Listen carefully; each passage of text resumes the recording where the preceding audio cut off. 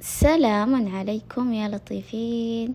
اليوم يوم جميل ومميز بالنسبة لي ولجمانة. طبعا اليوم البروفا لجوجو عشان بتروح للمركز أو المدرسة عشان يصوروها لقناة اليوتيوب.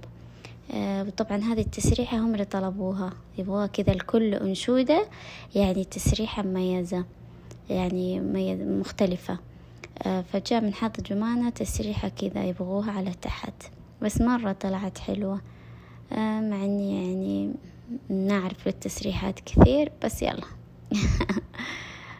والمهم هذه أميرتي الصغيرة بسم الله عليها استودعتها الله، وانطلقت أنا وياها في الصباح بعد ما فطرتها. طبعا مع أنه من الحماس طبعا الأطفال ما يفطروا، بس يلا شوي شوية.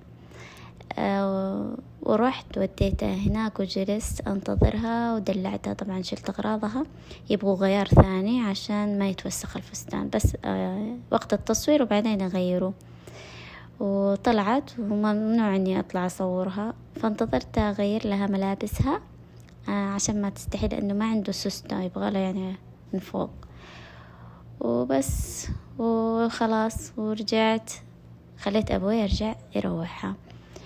وبعدين بعد المغرب انطلقت أنا ودعاء. جمانة راحت مع أبوها وأنا ودعاء خرجنا نسوي لنا كذا لفة في السوق وسوي لي شوبينج، يعني بدور فستان عشان الحفلة.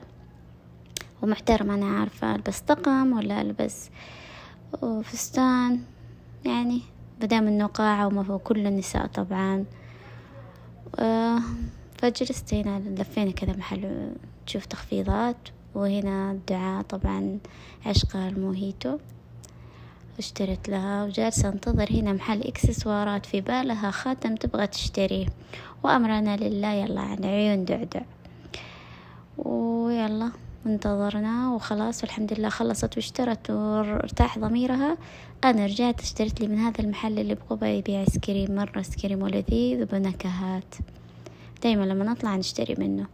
والحمد لله ورجعنا واشتري لنا شاورما وتعشينا، وانتظروا البارت 2 اللي فيه تجهيزات الحفلة. سلام.